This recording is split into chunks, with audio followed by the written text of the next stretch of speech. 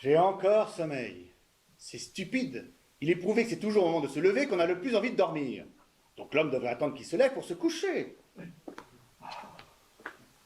Je baille à me décrocher la mâchoire. Ça vient peut-être de l'estomac. Je demanderai ça à monsieur. Ah, voilà l'agrément d'être au service d'un médecin. On a toujours un médecin à son service. Et pour moi, qui suis d'un tempérament maladif, nervoso-lymphatique, comme dirait monsieur, oui, je suis très bien ici. Oh, j'étais encore mieux il y a 6 mois, avant le mariage de monsieur. Mais il ne faut pas me plaindre, madame est charmante. Et étant donné qu'il en fallait une, c'est bien celle qui nous convenait, à monsieur et à moi. Allons, allons, il est temps d'aller réveiller monsieur. Quelle drôle de chose encore que celle-là. La chambre de monsieur est ici, et la chambre de madame est là. On se demande vraiment pourquoi on se marie. Moi, enfin, il paraît que ça se fait dans le grand monde.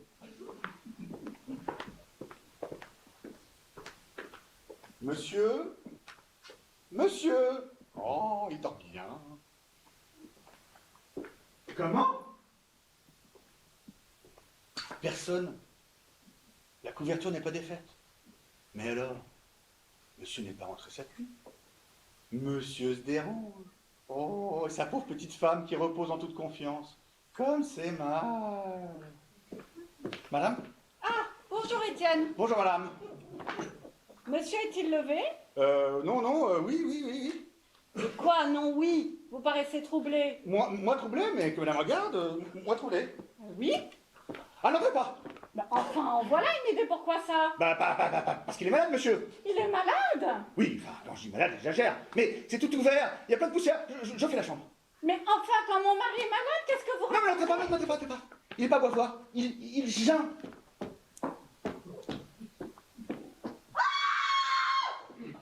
Tant pis, j'aurais fait ce que j'aurais pu. Mais le lit n'est pas défait. Comment, le lit n'est pas défait? Mais avez-vous regardé dessous? Peut-être a-t-il laissé chercher un peu de fraîcheur. Mon mari a passé la nuit dehors. Ah, mais je vous fais mes compliments, Étienne. Monsieur doit bien payer vos bons services. Oh, je voulais éviter à madame. Oh, mais vous êtes trop charitable. Je vous remercie. Oh, après 6 mois de mariage. Mais c'est affreux. Pauvre petite femme. Pincé. Il est pincé. Mais aussi, c'est bien fait pour lui. Pour ces choses-là, je suis intraitable. Mais qu'est-ce que c'est? Oui, c'est moi. Ah, c'est monsieur. Monsieur a passé la nuit dehors? Oui. Chut, non. C'est-à-dire oui. Oh, comme c'est mal. Bah, dites donc, Étienne, hein, je vous en prie. Hein. Alors, madame ne sait rien? Bon, bien, madame sort d'ici, et si j'en juge par sa figure... Oui? Ah, diable. Ah, c'est bien mal ce que fait monsieur. Et si monsieur voulait en croire un ami? Un ami? De quel ami? Bien moi, monsieur. Bah, dites donc, Étienne, j'en prie, gardez vos distances, hein. Ah, Dieu, quelle nuit! J'ai passé la nuit sur la banquette de l'escalier, une banquette en veau glacé. Ah, si je n'ai pas attrapé une fluxion de poitrine. On m'y reprendra à aller au bal de l'opéra. Ah, monsieur est allé au bal d'opéra. Oui, c'est-à-dire non. Occupez-vous de vos affaires, Étienne. Oui, mais c'est égal, monsieur a une bonne tête. Il faut pas être malin pour voir que monsieur a nocé toute la nuit. Bon, bah, Étienne, allez donc à votre office. C'est bon, j'y vais.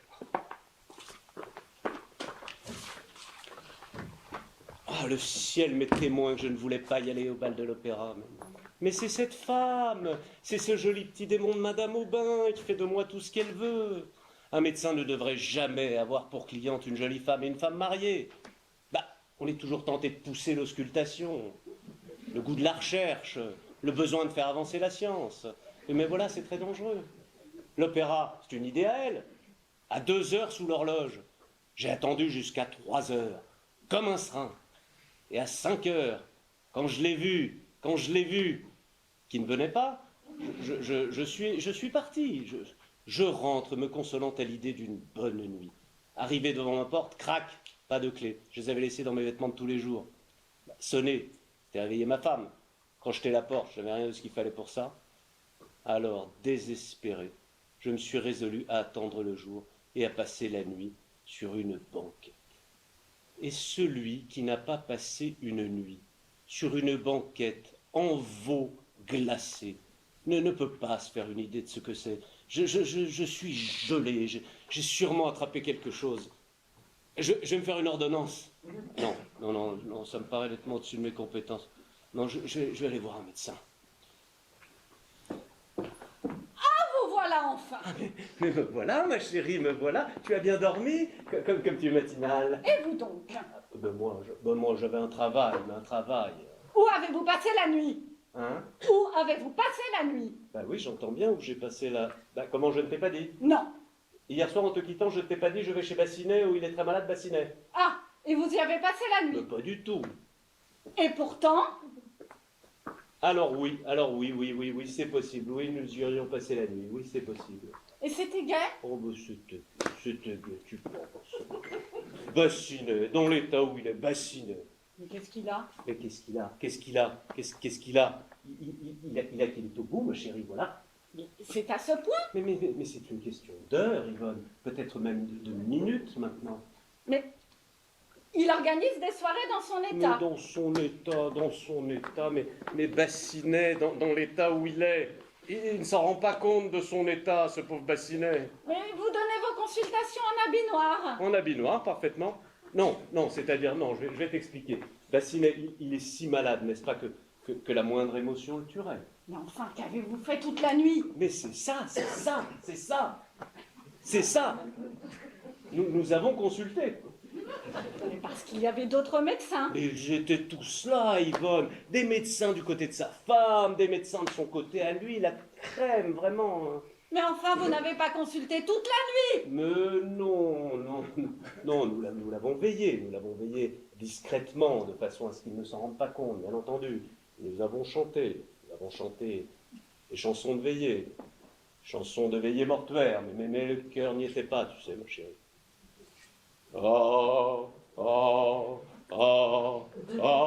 Le petit choléra.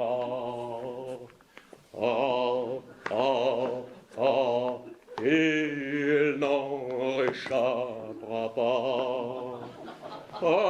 Mais vous avez dansé aussi. C'est-à-dire, nous sentions que ça lui faisait du bien. Alors, dans ces cas-là, ma chérie, tu ne discutes pas. Hein, Mais quel calvaire, ma chérie.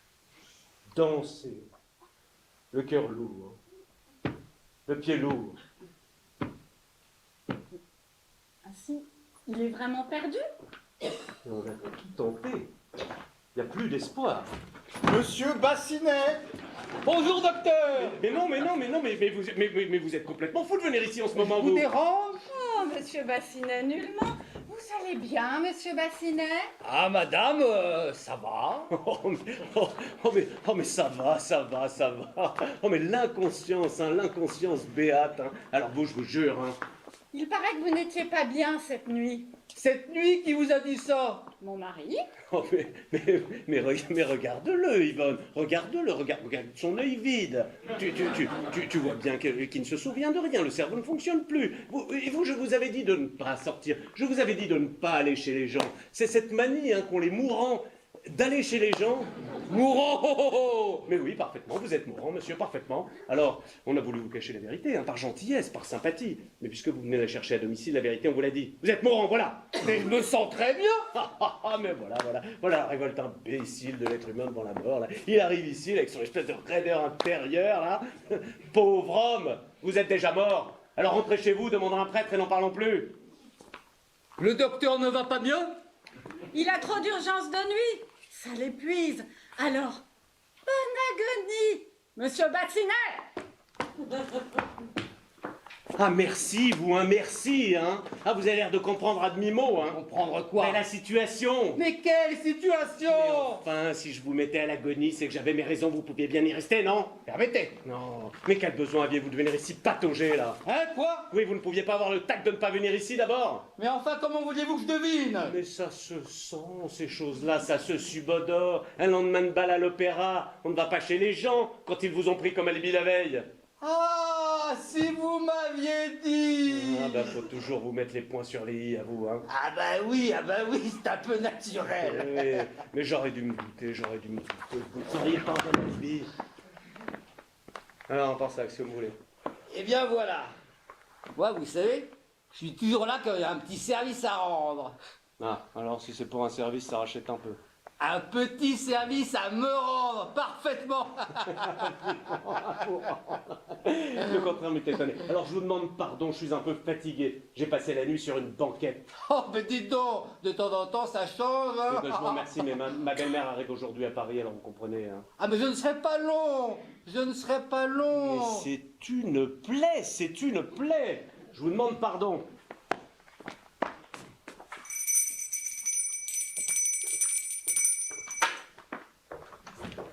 Monsieur me désire. Oui, Étienne, soyez gentil. Débarrassez-moi de ce monsieur. Dans 5 minutes, sonnez, apportez-moi une carte de visite, n'importe laquelle, et dites que c'est une personne qui demande à me parler en particulier, ça le fera partir. Ah, compris. Le remède contre les raseurs.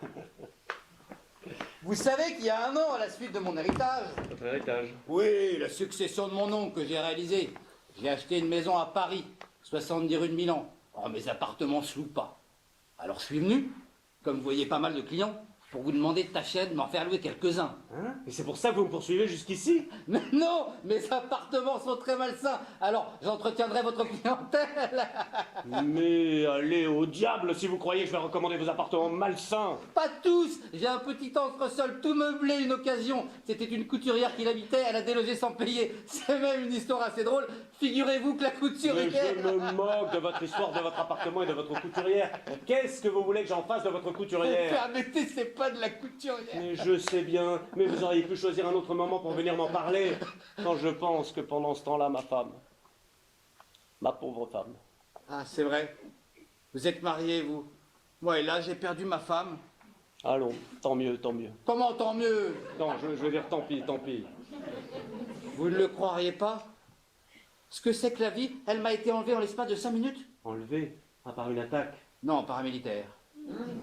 Je l'avais laissé sur un banc aux Tuileries. Je lui avais dit, attends-moi, je vais jusque chez le marchand de tabac pour acheter un cigare. Je ne l'ai jamais retrouvé. J'ai gardé le cigare, mais je n'ai plus peur de le fumer. On a sonné. Ah, c'est Étienne. Monsieur, c'est un monsieur qui demande à vous parler. Voici sa carte. Ah, mais qu'est-ce que c'est que ça? Ah là là! Aïe aïe aïe aïe aïe! Aïe, ouh là là! Aïe aïe aïe aïe aïe aïe aïe aïe! Ouh là là là là! Je vous demande pardon, monsieur Bassinet, c'est un raseur, mais je ne peux faire autrement que de le recevoir. Ah, c'est un raseur, je connais ça. Faites-le entrer. J'ai un remède contre les raseurs. Je vais rester là, ça le fera partir. Mais c'est une colle, c'est une colle! Mais c'est qu'il demande à me parler en particulier. Ah, c'est autre chose. Mais alors, qu'est-ce que c'est que ce raseur? Chevassu, c'est Chevassu, je le connais très bien. Je serai enchanté de lui serrer la main, je vous dirai après. Ah, mais qu'est-ce que vous racontez? Mais vous ne le pouvez pas, mais d'ailleurs vous ne le connaissez pas celui-là. C'est un Allemand. Chevassu? Oui, c'est la branche cadette. La branche allemande von Chevassus. Très bien, je me retire. Ah non, je vais attendre dans la pièce à côté. Mais il ne s'en ira pas, mais je vais lui faire loisir, moi, dans la pièce à côté. Dites donc, il me vient une idée pour votre raseur. Vous savez ce que je vais faire? Dans 5 minutes, je sonne. Vous pouvez passer ma carte, Vous lui dites que c'est un raseur et que vous êtes obligé de le recevoir. C'est bon ça, hein? C'est très bon. Ça m'est venu comme ça en passant à la porte. Oui, bah faut vous reposer, hein, parce que des idées comme ça, faut pas en avoir trop souvent. Hein. C'est trop pour aujourd'hui. Je suis moulu. À y dire que monsieur ne profite pas de son privilège pour se débarrasser des raseurs. Alors Étienne, je vais tâcher de dormir 1 heure. Hein. Je vais veiller à ce qu'on ne me réveille pas. Hein. Bien, monsieur. Ah, c'est bon. Je sens que je ne vais pas tarder. Faudra-t-il réveiller monsieur? Ah oui, demain ou après-demain, et pas si je dors. Hein. Bien. Alors, à ces jours-ci, monsieur. Bonsoir Étienne. Et je souhaite à monsieur une bonne année, au cas où je ne le reverrai pas. Bonsoir, monsieur.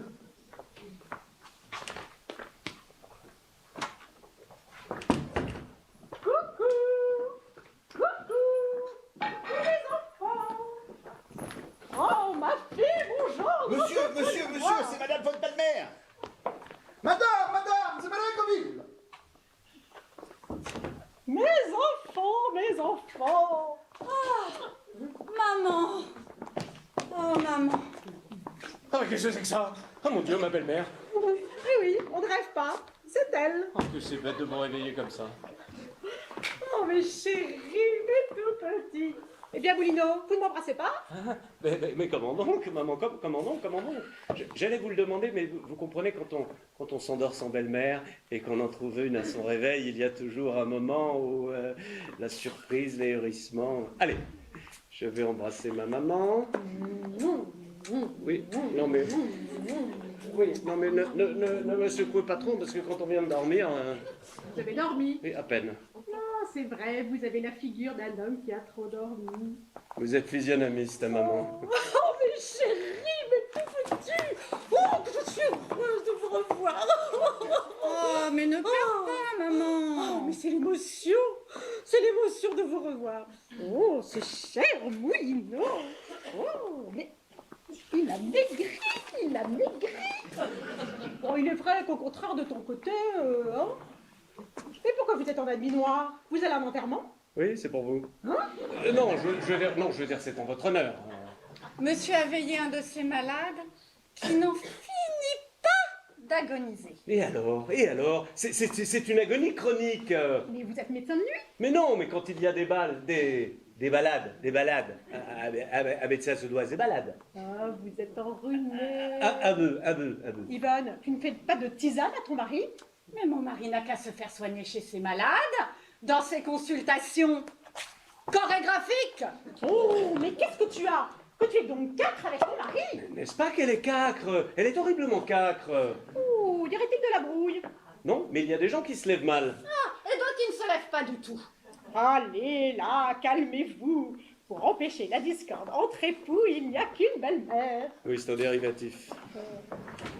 Monsieur, voici une carte que le monsieur de tout à l'heure me prie de vous remettre. Je vous demande pardon, maman. Qu'est-ce que c'est que ça? Bassinet, ah non, alors écoutez, non, Bassinet, non, ça va. Pour aujourd'hui, ça va comme ça. Hein. Qu'il me la fasse repasser plus tard. Hein. Qu'est-ce que c'est que ça? Rien, c'est une urgence. Ah, tiens, Étienne, par la même occasion, vous prendrez ma robe de chambre et vous la porterez. Vous dites? Je dis, vous la prendrez et vous la porterez. Ah ben, monsieur est bien bon. Je remercie bien monsieur. Voilà, je ne vois pas en quoi je suis si bon de lui demander ma robe de chambre, enfin bon. Dicto, celui-là, hein? Ah bah oui, déshabillez-vous, on va vous ausculter, ça vous fera passer un moment. Mais qu'est-ce que c'est que celui-là? Rien, c'est un malade. Mais pourquoi le chassez-vous? Bah, il est contagieux, c'est pas la peine d'attraper la mort. Qu'est-ce qu'il a? Bah, il a une péritonite. Une péritonite? Une péritonite aiguë avec complications pulmonaires. C'est contagieux la péritonite? Ah bah je pense bien, surtout quand c'est placé là. Hein. Voilà un malade bien complaisant. Ouh là là là là, décidément, il se passe quelque chose. Bon, Moulineau, laissez-moi, j'ai à parler avec ma fille. Oh, avec plaisir, belle maman. Elle m'appelle Moulineau, ça va se gâter. Oh ça, qu'est-ce que tu as contre ton mari? Oh maman, je suis bien malheureuse. Oh, mais quoi donc? Mon mari a passé la nuit dehors. Vraiment? Mais quand ça? Mais cette nuit même.